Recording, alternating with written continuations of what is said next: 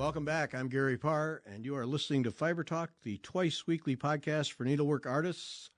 Our artist this week from England, Emily Tull. Emily, welcome. Hello. Thank you for having me, Gary. Oh, thanks for doing this. All right, now the first question is, you are clearly a much more than adequate oil painter. I mean, okay. I really, and I mean that in the most positive way. I mean, I really enjoyed looking at your paintings. How is it that an oil painter, because you'd think once you get that kind of skill level that you would stick with it, how is it that you transition to needlework? What happened to you?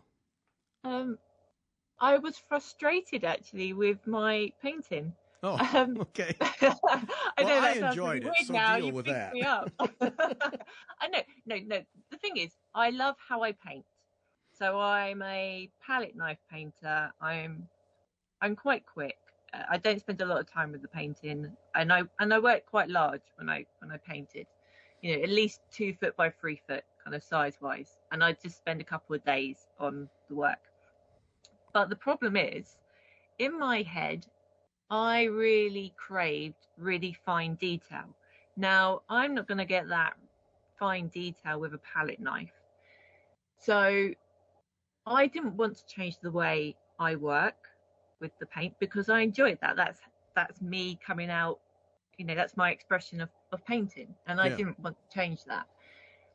So I had to kind of find a different way to kind of get this, how I was going to get a fine detail. You know, I really, really wanted that. And it was kind of really a weird kind of journey into then kind of stitching, which then got me that kind of fine detail that I was after. I'd back when I was a student doing my degree, I saw in a gallery in London, I saw it was a really simple landscape, just black stitching done by machine on white fabric, and it was just basic outlines of trees, and there was a couple of buildings. And I thought, oh, I've never seen that kind of work before in a gallery. That's really interesting, like, you know, using the machine. And it was a male artist as well, which kind of, I think, why it stuck in my head as well at that point. Then, you know, I buy magazines, and a couple times other stitch work, but hand embroidered work had come up of portraits, but they looked like drawings. And I thought, well, that's really interesting. Just kind of stuck it away in my head. And then I thought one day, back in 2006, one evening, I thought, I'm going to have a go at that. Just borrowed some threads, though, black, white, a dark and a mid-grey, and a brown.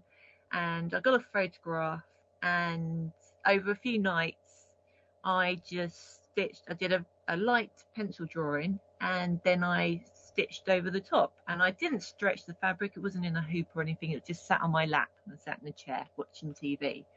Quite enjoyed it. That was fun. Reminded me of drawing. It was interesting to be sitting on using the fabric and not stretched, because then I was getting all these folds in it. And then I just put it away, just folded it up, put it away, and kind of forgot about it. And 2 years later, so I was still painting, but I hadn't painted as much, and I was kind of just, was really kind of, I really needed to find something at this point to kind of move me on.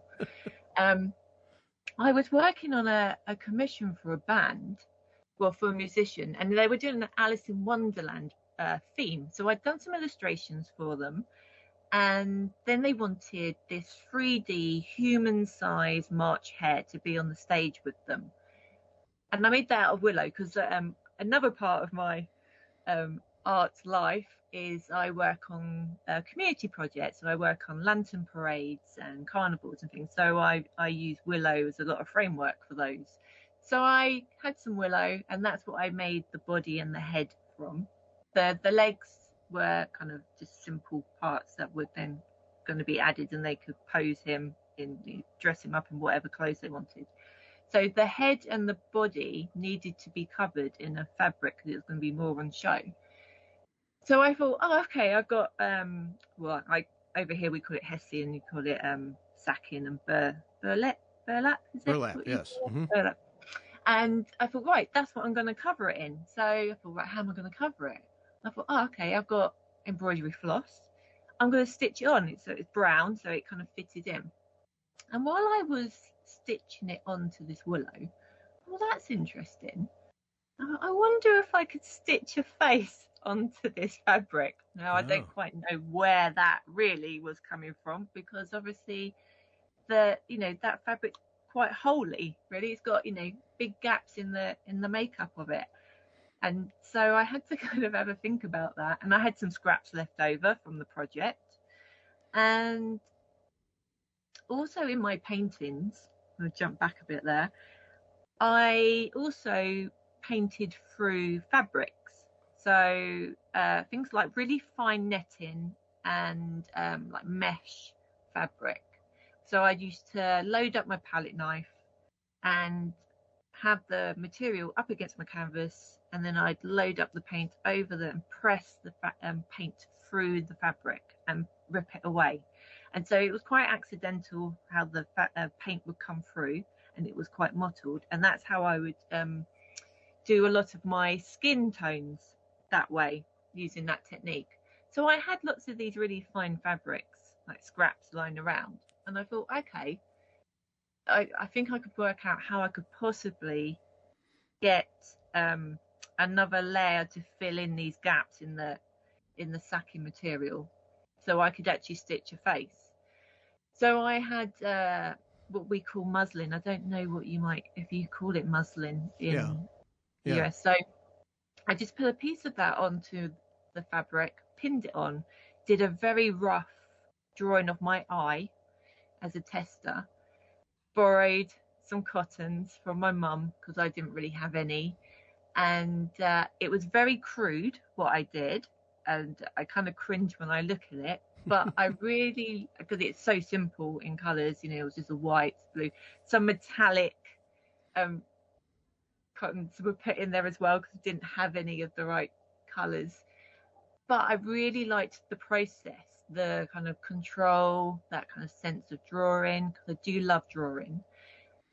And I could see how I could possibly develop this into getting what was inside my head of what I wanted to do with my paintings. So I went and got some more colours, not many. I probably still had less than 10 for the first 3 portraits I ever did.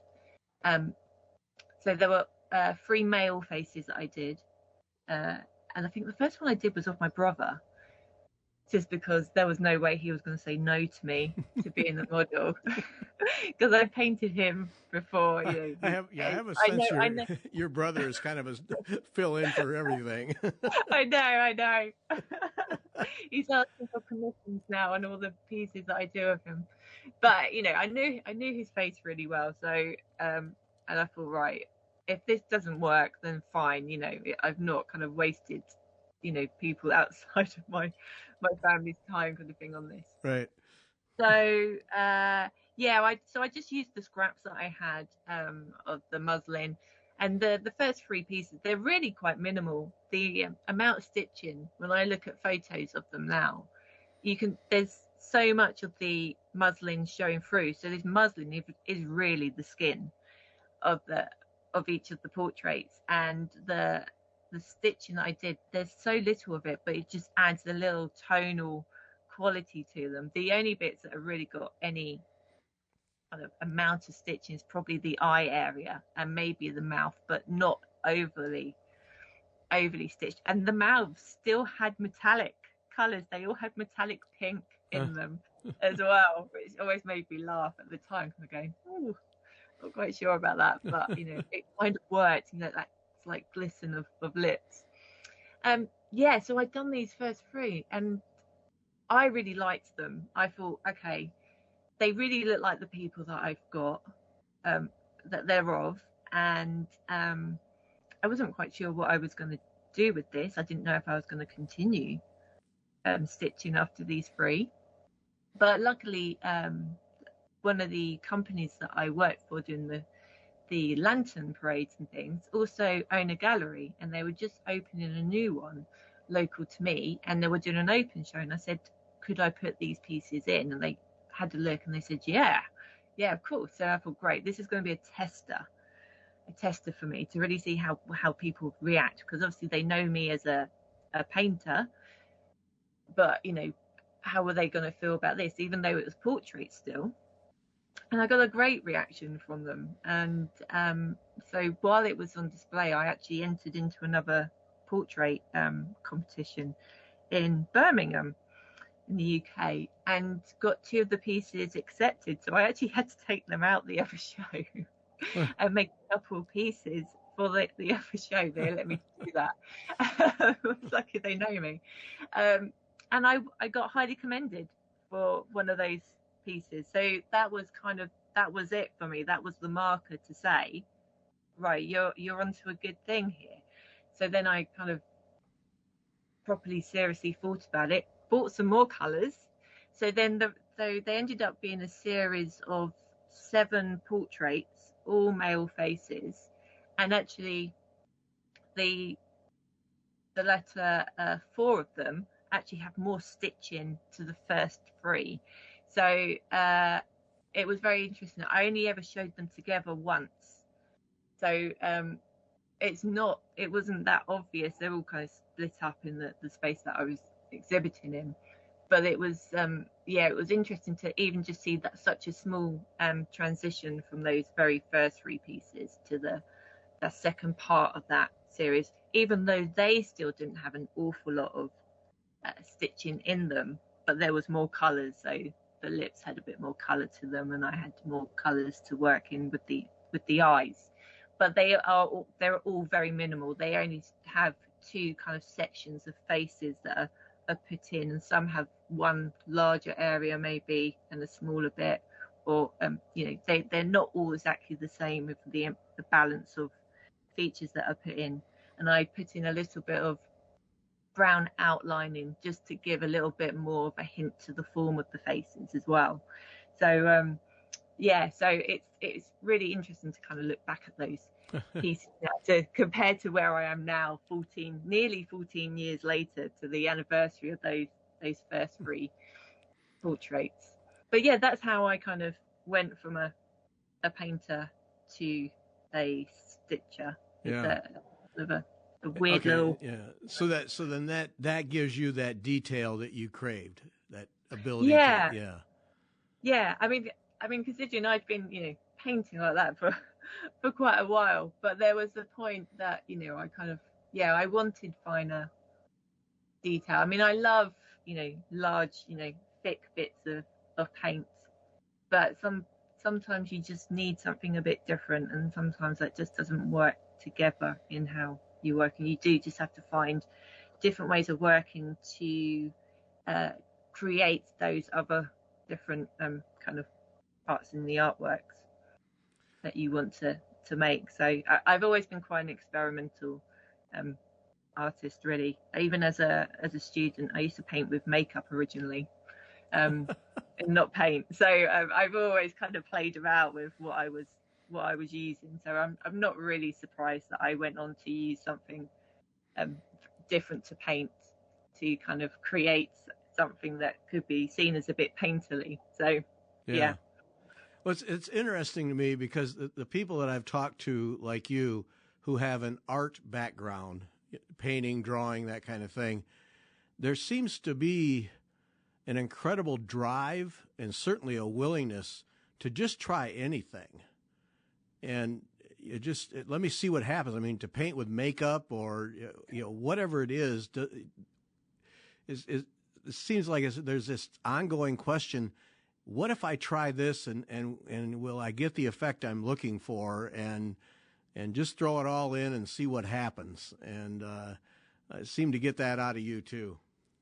Yeah. I mean, I can't see myself as being someone that would just do the same thing for a long time. I mean, I've been 14 years stitching is quite something for me, really. But again, I'm still evolving in how I stitch. But no, I do. I think because artists or creative people, I think you're always striving to kind of, even if it's the same message that you're trying to get across in your artwork, you I know that I'm always, I'm trying to find the best way. What is the best way to create what I'm trying to say? And you might think you've got it with the first, the piece that you're working on, but then you kind of get to it and go, no, actually, no, there's something missing, and you're trying to find that new way that you can kind of convey. Because I suppose when I look back at my work as a student, actually the themes that I was looking at then is not very different to what I'm doing now, but I worked in such different ways since, so it's like nearly 22 years ago since I graduated. So, and in that time I've used so many different mediums, photography, all sorts of ways, installations, to try and get that same kind of message across. So, I will probably, in another 20 years, I will probably still be trying to find that the way. I know I won't find the perfect way, because I know I probably will never be, satisfied in myself. If I'm satisfied, that would be the end of it. I won't be able to carry on anymore. But it's just finding the perfect combination of things to get that message that you're trying to convey. That's it, isn't it? Because see, that's interesting to me, because I think of take for instance an oil painter. They enjoy, an oil painter enjoys doing landscapes and just works at it and tries to get good at it and tries to improve and blah blah blah blah blah. But it's always oil paint and it's always landscapes. And then there's this whole class of people like you, where you're just always trying a new frontier, and faces obviously are something you've locked in on. So for you, it's how can I get that face, that one piece that says what I want it to say, and I really don't care what the technique is. Yeah, I mean, yeah, Okay. it's that's spot on, really. Okay. And I'm kind of at that point again at the moment. I'm slightly evolving again at the moment. That's you've kind of hit me at a point where I'm slightly experimenting again, but still with stitching. Well, but then it's all about, you kind of evolve, and as you experience more about how you work. It's like with like the painting, it's finding that different combination of maybe mixing paints to get, with like maybe with a landscape, it's finding the light across the fields or something, and getting the perfect kind of dawn light on things. It's finding that kind of perfect, even brush, experimenting with the different kind of brushes. It's always, there's always a different kind of thing you learn from each thing that you use. And I suppose, every so often, you've got to a point where you feel like you've understood where you're at, and you kind of go, right, how can I improve, or can I just, maybe not improve, but how can I change it or freshen it? What's next to it? Yeah. And I suppose I do like to, obviously you said I do like to experiment and things, and I don't want to get bored doing it, because I think if you get bored with doing what you're doing, I think it comes across in your work a bit as well. So then you don't really have a comfort zone then. You don't have a place where you just settle in and you're comfortable and you'll do that all day long. It's a constant quest. Yeah, it's a constant quest. Yeah. Huh. I find it's sometimes just like a battle, really, sometimes with it. I mean, an enjoyable battle. I don't, right. I don't want to sound like I don't enjoy it. I do enjoy, but it is always,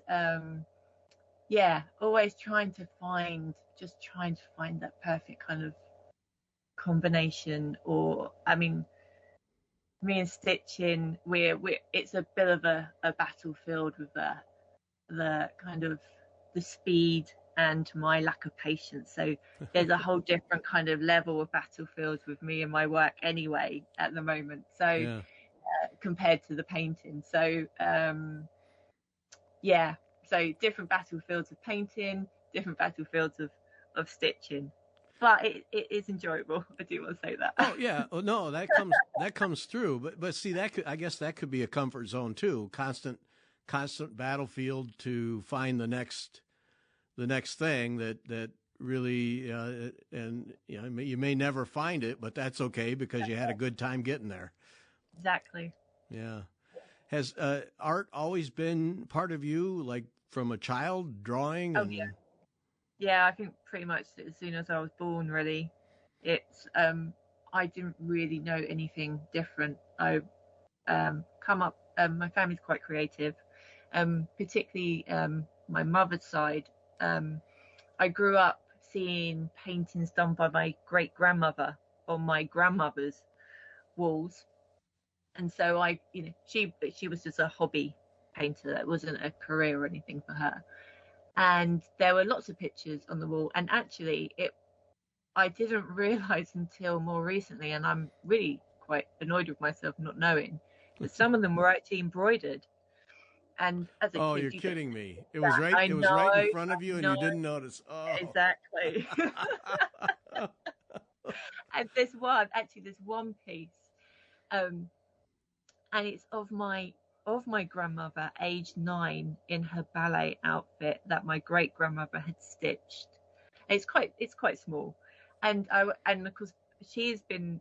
I've done two pieces of her myself, one again this year more recently. So there's this really lovely connection that she's now been created not only by her own mother but her granddaughter. So yeah, I just couldn't believe it when I was like, how did I not realise that these pieces were embroidered as well as painted pieces? But I think having seen things like that kind of just fed kind of my kind of love of drawing. I was we were allowed to kind of just paint and draw, and even if we weren't supposed to paint on the walls, we did. Or control with that still. But yeah, we're all quite creative in different ways. There's a lot of photography in my family as well. Uh, so yeah, and that was all I kind of focused on. That's well, I used to spend a lot of time sitting and drawing. I used to make up trees. That was one of my things I used to love, was just making up trees. Um, and draw lots of people, lots of sports stars, because you get really interesting action shots in magazines. Formula One cars I used to draw as well. I don't oh. that was a bit complex, but yeah. So it there was nothing else that kind of took my attention away. So the only thing really, it was obvious that I was going to have to go to carry on and go and do a degree in art and things. Really, there wasn't. I think they would have been shocked if I suddenly turned around and said I want to be a biologist or something like that. It was just it. That was it. That was everything I wanted. Just Right. wanted art materials as presents as a kid and things like that. So yeah.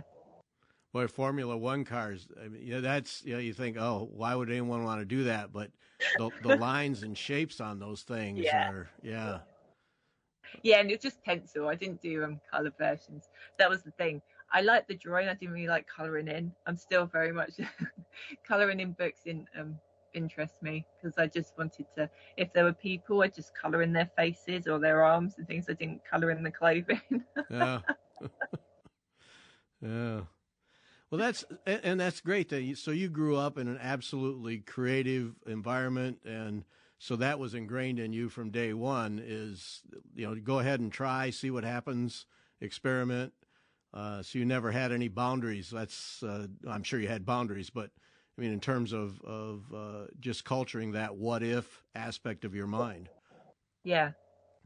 Yeah. Yeah. I mean, we've all kind of gone off and obviously not everyone went off and did degrees in art, but we've all, in our own ways, we all have our kind of things that we do that are creative.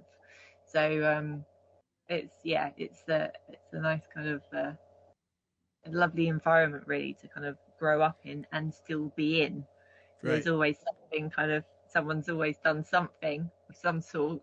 Yeah. So yeah, it's really it's a lovely, inspiring kind of environment to be in that way, because you don't have that kind of negative kind of vibe going, oh, what's she done now, or what she, everybody's like, really interested in what other people, what we're all doing. So Yeah. Yeah. Supportive. yeah, Give it a try. See what happens. You'll learn something. Yes. Yeah. Good or bad, you learn something. Yep. exactly. Exactly. So then you go to school, to art school. Did you have a career path in mind, and then, like so many of us, went another direction? No, I didn't have a plan at all, Okay. really. I don't know really what I thought I was going to do. Um, I certainly didn't think I was going to end up doing the community outside. That was kind of by chance. I kind of started doing that about a year after I graduated. Um, I saw an advert for a gallery in my hometown that was opening up, and they were looking for artists that would come and work on projects. So I thought I'll go and see them. Uh, I put some work in their opening show for my degree show, and then I worked for them for about 8 years, working on these different projects, doing stuff I had never done before. So it was quite a learning curve working 3D when I was so used to being kind of working flat. But I did work on murals and things as well. And then I started working then for other companies, and I still do a little bit of it, but not very often. I just kind of keep my hand in a little bit. But it was great, it was really exciting. You didn't quite know what you were going to do, being freelance, it was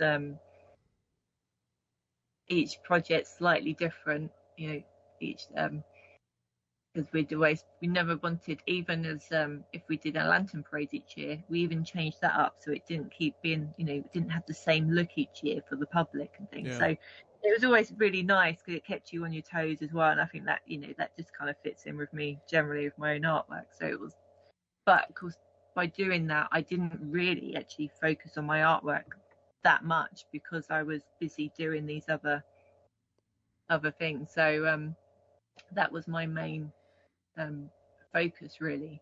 Yeah. Well, there's a creative growth that happens there when you don't know what's going to hit you next, isn't there?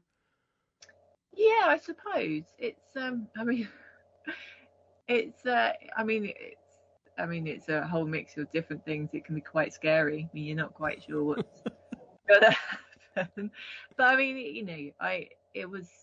I've been doing that for 20 years, and at the time you kind of go, oh my god, sometimes it was quite trying. But actually, when you look back at things, it was such a great time and really enjoyable. I learned so much. I learned about different materials, which then has kind of then helped me in my own work. And you connect up working with different artists who come from different backgrounds as well. I've learned a little bit about using spray cans, all sorts of things. So it's really nice because then what I really enjoy is seeing how different people work, and then you kind of not necessarily compare, but you can go, oh yeah, I really like that kind of view of working and different people's styles as well, and how everybody can merge together. So it's a lovely kind of kind of sense of teamwork that you can that you do on certain projects. Yeah. Which is so different to your own artwork because you're sitting there on your own. You don't necessarily have that kind of connection to anybody else. It's just you in your head kind of working away on it. So it's lovely to have those two sides of things, really. Yeah, I wonder how many times today, subconsciously or without even realizing it at all, you draw off of that in your own work. Yeah, exactly. I mean, yeah. Well, there was also the point of some of the things that I use now are actually because there was myself and another artist. We used a lot of fabrics and things in making costumes for the parades, and at the end of the day, our workshop would get tidied up, and these bits of fabric, these scraps were going to get thrown away. And I'm looking at them going, that's a bit too big to be thrown away. And I'd be collecting stuff, and I'm now using that stuff in my artwork. So it's there in a different kind of way as well, literally as actual remnants from the projects. And she took loads as well. We'd end up with bags full of materials to use in other projects because you just can't throw it away. Too much of a recyclist in that sense. So, yeah. Well, and you still retain that today. I mean, you recycle and reuse things almost all the time, right? Oh yeah, I did. I've done it this morning as well. Yeah. So this morning I'm just starting a new portrait, and I have just cut up a linen skirt of mine. It's faded. I don't use it anymore. It's got miscoloured, and I couldn't bear to throw it away because I thought that's quite a large area of fabric that probably could be used. And linen, I really like using linen. Mm-hmm. So yeah, I've just cut it up this morning. So yeah, the clothing doesn't leave. I use all sorts of things that yeah, plastics, whatever. I don't like throwing away things that I reckon I could probably stitch into. So yeah, it's I much prefer to recycle stuff than to go and buy materials. I know I do have to buy them occasionally for certain things, but I do yeah, I much prefer to be reusing. There's that lovely kind of, for me, I have like then a more personal connection to some of the artworks. Because I look at it and go, oh, it's my old jumper in that piece, or I use material. My mum made Irish dancing dresses for years and had loads of scraps of fabrics, and I've taken loads of the scraps. So some of the pieces have got bits of her fabric. So I'm looking at those going, oh yeah, that was in that dress, and yeah, and so it's so there's lots of different kind of connections on a personal level to me by recycling different kind of either clothes or just scraps from people's projects. And we were talking off air, weren't we, about people kind of offering up materials, and so then I also have materials from other people that I've then used in projects. So then I point it out to them, so then they see this kind of connection. Yeah. So then they connect differently to my artwork as well when they see it. Yeah, that's fun. That's my shirt right there. Yeah. No, that's great. What your faces are captivating, and talk about how you go about those, because I mean the eyes are there. I mean, the eyes are everything, and they always are. And but then it's the partial faces. So you'll just have some fabric and some stitching that basically get us visually started on a face, and then there'll be an outline, and the rest of it will just be ground cloth. And then sometimes you'll use use anything for a ground cloth. It scares me how much. I mean, you'll just use anything. But you can tell if you use a wallpaper that there's a purpose to that print of that wallpaper, or at least it seemed to me. That there's an awful lot that goes into those faces, yet on the surface they look like such a minimalist presentation. Yeah, so there's normally layers and layers of meaning in my work. I won't necessarily talk about all of those. It's for me to kind of, I mean, sometimes it's just, just for me to kind of build a story of what that piece is about. Sometimes it's because how I work is often I have a title first to my portrait work in particular, and that will inspire the fabrics. Sometimes if there's a particular no, wait, back up the truck. You start with a title. I start with a title, yeah. So yeah, maybe a bit back to front to people. Sometimes I don't, but I find it then hard to think of a title once a piece is made. So I work with a title that gives me the basis. So, well, okay. No, let's try and explain this properly. Well, so that intrigues me on a couple of levels, because I'm a magazine editor. Okay. And so I get, and most of what we publish are contributed articles.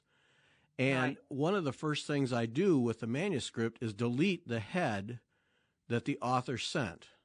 I mean, I just delete it because I'm going to delete it sooner or later anyway.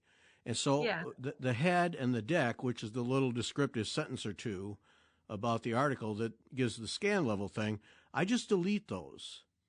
And then I edit the article, and after I've been through it 2 or 3 times, Then I come back, and then I know what the head and the deck are. Okay. And so I write them there. So if it just that you really hit me for a loop here, that you start with a title and then that drives the art. Wow. Yeah. So I normally have like, I have ideas about some things. I write in my sketchbooks numerous ideas. I have people in mind that I would like to do portraits for. I have people that kind of go, oh yeah, I'd love to be like one of the models in your portraits and things, because they're normally everybody I know, they're family and friends normally, because I've they're in the work slightly shifted in the last couple of years. So in the early days, I would pick someone's face because of the look of them and not so much about the person. So they were just a pawn in the work, really. It didn't really matter that they were who they were. I just needed their face. Yeah. Where more recently, the works that I've been making are much more connected to the person and their life. So I'm more picky about all of the elements of it, really. So how it works generally is I listen to music or whatever. I might hear something on TV and I have a notebook nearby, and something that might be said, or there might be a lyric or a bit of poetry that I've come across, or something just pops into my head. I write it down, and I write down often the reference comes from and things. So I have a long list of potential titles that I have because I just like certain, something stuck with me. And because I like, for me, the title is just as important as the actual visual image. My early works were quite simple. I had very simple titles. The first series was just called Fragile 1 to 7. I've had another couple that were called Faith 1 and 2, but they were just blocks. So that's the fine, ultimate title cop out there. Yeah, just a complete cop out. Yeah. Yeah, exactly. And I feel that, if you're going to tell a story, I feel I'm a storyteller. So part of that really is the title. It's about not necessarily telling you everything about it, because, I want people to make up their own meanings to them. And that's why there is only parts of faces. But the titles hint at certain things, or lead you down a certain way. So I have a title, then hopefully they could be sitting there for years, these things, and then someone comes along, or I just see something and go, they will work with that title. So the one that I've got now that I'm about to work on, I have a title, I've taken the photo of the person, and I'm now just at that point of just working out the background fabrics of it. It's quite a dark, moody piece, that one. So I try to, so sometimes the titles connect me with fabric. So I have one portrait of a friend of mine, and I found it in the back of a sketchbook that I hadn't used for a little while. And I like to just get all the sketchbooks out once in a while and just go through them, because you might see something that you kind of gone, oh no, I'm not into that idea anymore, but might feel relevant now. And I saw this title, I saw this thing written down, and I don't know where I found it. I can't find can't find it anywhere. And it's called, "And the softness of her cheeks were as soft as blossom." And I knew exactly straight away who I wanted to be the model. A friend of mine called Zoe has beautiful red hair, lovely creamy complexion, and just kind of made me think of like pre-Raphaelites and things. And so I knew I had to have blossom in the fabric as the title. And I just knew that the blossom was going to be in her cheeks, that a cheek was going to be away and the blossom was going to be showing through. So then I had to think about her colouring and the fabrics that would really enhance that as well. So I found a lovely jade fabric that's got pink blossom on it. I thought that is perfect with the hair colour and things. So that's how that kind of layering works out for me, using the fabrics. And I often use like cottons, and again I was using sacking fabric, but it was dyed like an olive green to fit with her colouring for that. But the idea of the broken up faces, it kind of changes throughout time, why I use certain shapes and how I kind of present them. So the very first series were inspired by Egyptian tomb paintings. So in the British Museum, they had this amazingly fractured tiny portrait, and you could just make out this face in there, but it's made up of lots and lots of pieces. But I, as a student, looked at tomb paintings. I got a book out of the library that suggested to me my work at the time, but I didn't really think anything of it. I got the book out and it kind of logged in my head, and it's come out in stitching instead. So it was these idea of these broken up faces that have gone onto the tombs, that giving you, who is in the tomb, but you don't necessarily know who that person is really. And especially when they're broken up, you're then left to kind of put the pieces together as such. So my work started off with very broken up imagery, and then I kind of evolved over to I really love peeling paint and ripped wallpaper, and the kind of layers of colors and different patterns that you get, and especially when you go into old buildings that have been unloved and discarded, you get all these bits that are peeling away, and it's really this sense of history that you have about a place and possibly the people that have lived there. And so that then set me off on a series of work. So then when I'm out and about, I always have my phone on me, so I always have a camera of some sort on me, and I'm often the person that suddenly stops in the street and takes a photo of either someone's put a poster up and it's been ripped, but it's a really interesting shape, so I'll take photos of that, or where paint's peeling off the side of a building and things like. So I have a large collection of different shapes. So the faces then started to echo shapes of ripped paper, and I was then building up different fabrics behind them to give that sense of layering up and different histories. And that's kind of still there. And obviously then I started using wallpaper. That's where wallpaper kind of come in from that kind of how that work was inspired. And now, even though the stories behind how I pick the people is different, the process is still the same. I still like to kind of connect in with the model, so I feel that it's connected to them. But obviously, titling wise, I'm much more picky with what I'm using for them. But the shapes of what I use, still kind of inspired by like the ripped wallpaper and peeling paint, because I love it so much. You get such interesting shapes from it, and it really, you can really get to play with what you can show of someone's face there without, if you were just left to your own devices, you could just have everybody looking face on and you just have, slight basic tears to it.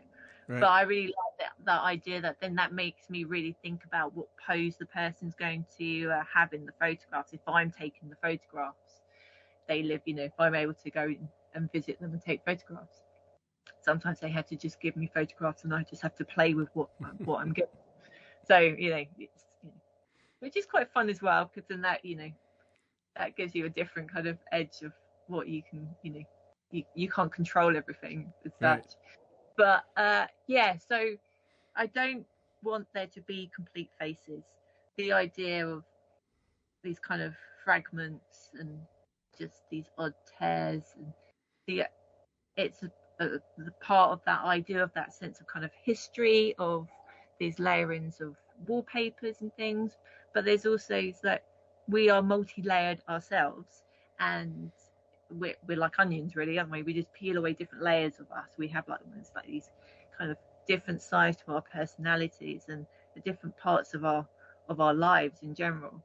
And that I tend to pick up on parts of people's lives that maybe aren't the happiest kind of thing. Though I won't, I don't broadcast all those, but I kind of take those kind of slightly more maybe dark and slightly sadder moments in people, because everybody goes through that. And I think, by kind of not advertising, but kind of showing that side of life, everybody can connect with it in different ways. And so the idea is that I don't want to say broken, I'm going to say broken, not broken, but we are fragile. We are we have edges, and so the idea that we are visually broken up in my pieces are to do with that in a way, because I've described in the past that when I'm, especially the first series, I felt like I was almost mending and rebuilding people, even though it was very minimal stitching. It felt like I was kind of just putting them back together. And as well as kind of creating it, in my mind, I was kind of going, right, we'll get you back together, and we'll get you through this, and things like that. For me, it's even though that what I could be thinking about their lives could have happened years ago and they're fine, but it's me kind of, I suppose it's in my head, I'm kind of trying to say to them it will be all right in a sense. So it's kind of, the work is really kind of layered in that sense for those kind of pieces that I have all those different layers. I mean, not all my portraits are like that. I have very different themes that kind of work in and out of those, but in the whole, I do kind of pick up, especially now, kind of those kind of little parts of people's lives that I can, and that's why I use people that I know, because then I know their stories and things, and it'd be quite hard to then do that with someone that I don't know. I'd have to work it as a different kind of piece. It'd have to be more like when I was used to using people for how they look as such, then doing a more multi-layered, in my head, piece of artwork. Yeah. It's so much fun for me to hear you talk about the shapes of torn and peeling paint, torn wallpaper and peeling paint. I used to do an awful lot of photography, and I did macro photography a lot. And that's what I enjoyed is I see those shapes. And when you said I see the shapes in peeling paint, it's yes, I relate to that, because there's a whole world of that there is. Most people just walk right by. Yeah, and the different kind of layers of colors, the color combinations can be amazing. Yes. You wouldn't necessarily think of some of these colors. You kind of go, oh, what? How on earth? So yeah, I'm with you there. It's yep. It's a nice hobby. Yeah. Well, for me, walking around, just a bunch of old buildings with a camera and a tripod, and just looking for those kinds of things, old beat up doors and chipped up paint and brick walls and all that stuff. There's all kinds of things to look at. Yeah. Talk about eyes. Are eyes hard for you? No, I always start with the eyes. It's the slowest part of the portrait, because I want to, I take my time. I want to get it right, because that's the person for me. There's something about a look, someone's look in their eyes. Once I feel like I've got it, then I can move on. There have been points where I've spent a whole day doing an eye and I've gone, that is just wrong, and I've completely just got rid of it, and then start again the next day, because something's just not been right. I've learned to go with my gut and not what my brain thinks I should be doing with certain, where I should start necessarily, or maybe positioning of things. Sometimes I've cut away maybe the wrong area, and then I've gone, no, right, I'm just gonna have to start again and put more fabric back down, and I am gonna stitch in this area and things. But the eyes are always first, and once that's done, I can move on, and it all speeds up after that. And I really enjoy stitching eyes. I really enjoy drawing eyes. Was it the windows to the soul, is what they say, right. Isn't it? And I think that's right, really. I think you can tell a lot about someone just with their eyes. Well, that's with your work. Your work is a classic example of that, where so many of your pieces are not much more than the eyes. Right. Yet you don't need much more, because what you've done with the eyes, I'm locked in. You got me. Yeah. And it's always interesting, because obviously I know the person that I'm stitching, so I can see the eyes that I'm stitching. So it's always interesting for other people looking at them that might not necessarily know the person, but they often the one thing they'll comment on is the eyes. So it's my most important and probably most stressful part of the piece, is to I have to really sit and focus on it and really kind of be in the zone to do it. So sometimes once you get them and get them right, then the rest of the work just flows right out of that. Then because you've then kind of, I feel like I've then locked into the person, and I can just then kind of crack on and just work my way out from there. I love hearing how you folks work. I really do. It's fascinating to me. All right, we're going to run out of time, and I wanted to talk a little bit about the Society for Embroidered Work. Okay. Because I follow that Instagram thing, and it's just a parade of interesting things. So you're a founder of that group? I am. So it was myself and Kat Frampton. So that came about in 2018 on Instagram. Kat had posted. Now I'm trying to think. We're both on. We're in different parts of the UK, and we're both organisers of our open studio events. And she's on the committee board of hers, and a painter who isn't on the board turned around to her and said, "Yeah, but what you do is an art." And that she posted about it, and that just exploded, basically, because then all these people started commenting on various different things, and I have no idea what I wrote. But I joined in, but I can't remember what I wrote at all. And she sent me a message and said, "We need to do something about this. People shouldn't be treating us this way," which I completely agree. And so we kind of thought, we had a look around, and there's lots of textile groups, and you've got obviously the Embroiderers Guild and things like that, but we were looking, we couldn't find something that was actually just saying that it's an art form. So we wanted to create something that was to promote stitched art. I mean, we call it embroidery, but actually that is just a really loose term, because there are lots of people that don't really fit into some of the different groups. They kind of fall into cracks because of the way that they work.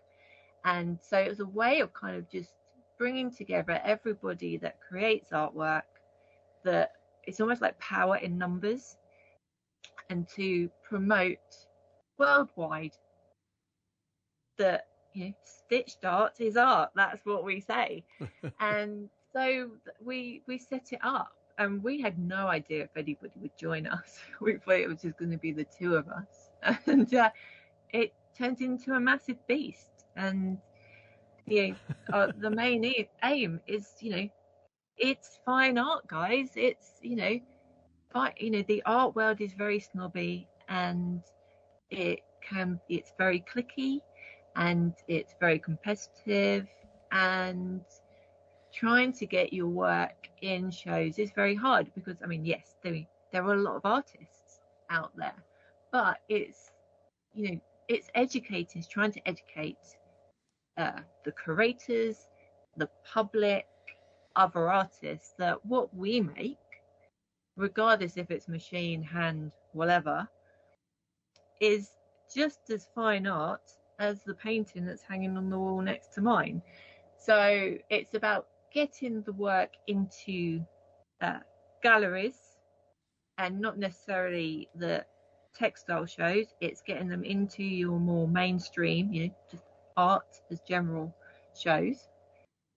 And it's been great to see the connections that have been made so far, because the artists are labelled on the website by country.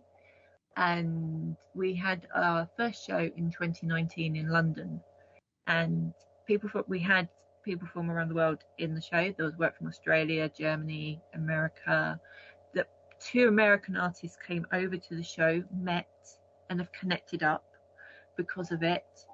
And I've seen other people kind of realize that other people live near them as well, because it is, like I said earlier, working on your work at home can be very lonely.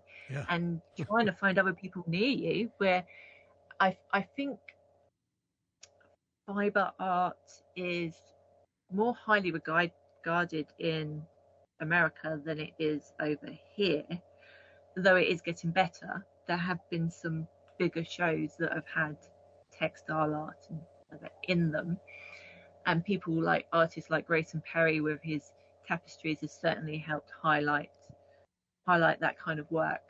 But it's still a long slog. I've been very fortunate. I keep up the good fight, entering into things. I'm very competitive. That's why I quite like the art world, I think. I will pitch, I still call myself a painter. And so I believe what I make are still paintings or drawings. So I don't see what I'm doing is any different to what I was doing earlier in my career and to what other people are doing now. So I will pitch myself into things that are called portrait painting shows. Sometimes I've got in, sometimes I don't, but then that's the luck of who's on the selection panel. But I think, when you see other people then entering into these shows and getting in, it gives other people confidence to enter them as well. And I'm definitely seeing more and more people getting accepted into shows and actually winning prizes as well, which is great. And that's not just, in the textile shows, that is in other art shows as well. So, I mean, it's improving very slowly, but there's a long way to go.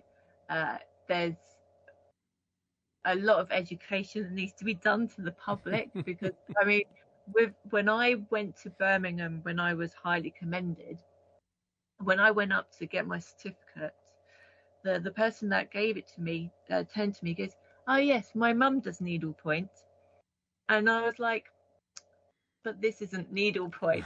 But I thought that's fine, but I still get things like that said to me now. Yeah. So later, and it's very hard to explain what you make without making it sound twee and make it sound like maybe what their grandmother or great grandmother might have made, but it's not like it at all. So it's about finding the right language to describe the work that we do, because people have these ideas about what embroidery, what textiles, there's ingrained thoughts about it. So there's a lot of education that's got to be done, and by hopefully getting more of that work into shows, that's the way we can do it. I mean, I often sit in shows and work if I can, get the opportunity, because that's the best way of explaining to people how you work, because explaining something might not work, and a lot of people work visually. So when they you show someone, or you've videoed yourself working on the machine and you can show them how it's worked, then they have a much better understanding of then what goes into the work on the wall. I think people don't really understand that as well, about how much work goes into these pieces that people make. Yeah.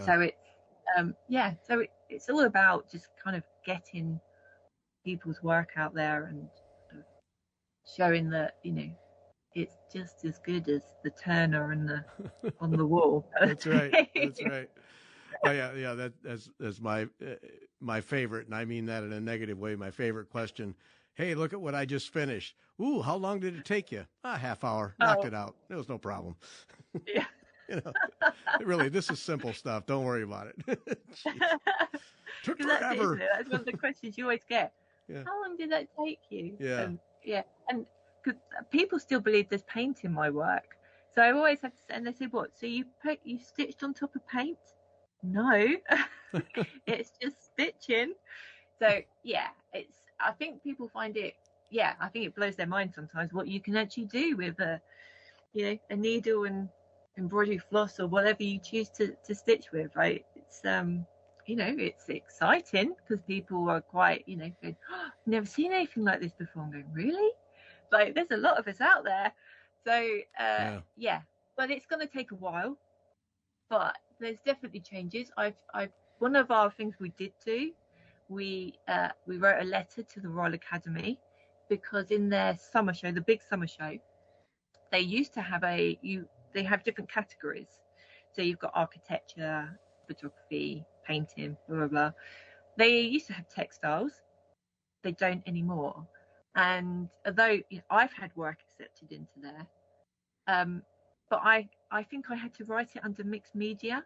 Oh, I can't remember now. I might have put it as painting, but I might have put it as mixed media. So it's a really funny one. But I've noticed that more open call exhibitions are now putting textile as a category, and will say it's an accepted discipline that you can enter, because often it's not one that is mentioned.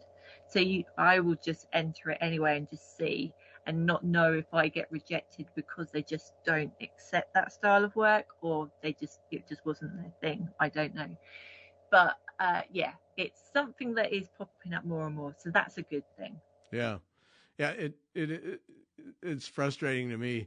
Some of the most beautiful needlework in the world comes from Europe and the churches, and all the gold work and Art Noué and all those things, just stunning, mind-blowing needlework. And then people look at it, well, that's not art, that's woman's work, It's, yeah. Spare me. Just... Yeah, I know. And especially, I mean, you obviously stitch. Yes. As well. So, I mean, I know plenty of men that are stitchers, and it's, they kind of go, oh, really? It's almost if they're like this, oddball kind of thing. I'm thinking, well, there was a lot of men that did used to stitch. There was, we had a show in, I can't remember what year it was, a few years ago now, about 2017, I guess, and it was all about embroidery and things. And actually, a lot of the work that was in that was actually created by men. Yeah. So again, it's education, isn't it? People just have this prefixed idea of how it's made and what it's made. They all think, I think we all just sit there in nice, like, kind of smocks in a nice chair with a nice big hoop, right, listening to classical music, I think. Yep. So Yeah, that's a slow thing to change. Yeah. Oh, yeah. The perception that it's a bunch of women at afternoon tea just sitting there yakking with their needlework. Yeah. Yeah. I mean, my mind is blown on a daily basis of like the work that I keep coming across on social media and what people use. I mean, I like to experiment, but there are people that really kind of, I'm like, there's people that are using concrete or stitching into bark and things, and it's like, whoa, like, how on earth do you do that? So it's really inspiring, and we've just got to find a way of getting more out there, and that's why we just say, just enter things, just put your big brave pants on and do it. That's the best thing, isn't it? Just you won't know unless you try. Yep. And social media has a lot of negatives. I think more negatives than positives. But if there is a positive, particularly in needlework, it's exactly that. You can go on social media and see the amazing creativity from all over the world with all manner of materials, and it is really something to see what people's minds come up with. It really is. Exactly. Yeah. Yep. Emily, this was fun. Thank you. Oh, it's great fun. Yes, really enjoyed it. All right, Thank you. So Emily Tull, tull.co.uk is the website. She's also on Instagram and Facebook. Go visit that and check out her work, because it will inspire you and get you thinking. I guarantee you, it's really good stuff. And Emily, thanks so much for making the time for this. Oh, thank you for inviting me, Gary. It was great fun. All right, and thanks to everyone for listening.